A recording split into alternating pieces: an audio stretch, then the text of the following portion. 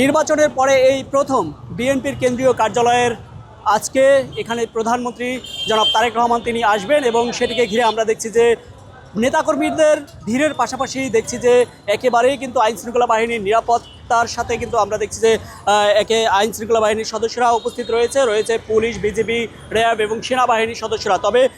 আনুষ্ঠানিকভাবে যে আসার কথা রয়েছে সেটি 5টা নাগাদ আসার কথা রয়েছে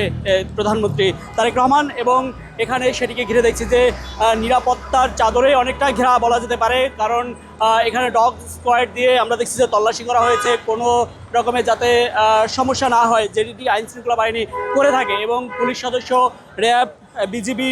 রয়েছে, সেনাবাহিনীর সদস্যরাও সেটি আমরা দেখছি। এই মুহূর্তে যদি আপনারা লক্ষ্য করেন তাহলে দেখছি যে নেতাকর্মীরাও কিন্তু এখানে উপস্থিত রয়েছে, এবং পল্টনের আশপাশেই কিন্তু আমরা লক্ষ্য করতে পারছি যে অসংখ্য নেতাকর্মীরা আসা শুরু করে দিয়েছে। এই প্রথম বিএনপির কেন্দ্রীয় কার্যালয়ে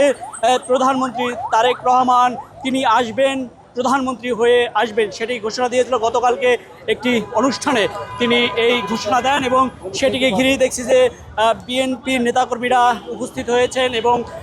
নারী নেত্রীরাও কিন্তু আসা শুরু করে দিয়েছেন। সেই সকাল থেকেই কিন্তু নেতাকর্মীরা আশপাশে আসা শুরু করেছেন এবং আনুষ্ঠানিকভাবে 5টা নাগাদ শুরু হওয়ার কথা রয়েছে, অর্থাৎ এখন থেকে আরও 3 ঘন্টা পরে কিন্তু প্রধানমন্ত্রী আসবে। তবে একটা জিনিস লক্ষ্য করছি যে পল্টনের এখানে প্রধানমন্ত্রী আসলেও এখন পর্যন্ত কিন্তু রাস্তাটি সচল রেখেছে, অর্থাৎ বন্ধ করে দেওয়া হয়নি যাতে ভোগান্তি না হয়, সেটি কিন্তু আমরা দেখছিলাম। এবং দেখছি যে বিএনপির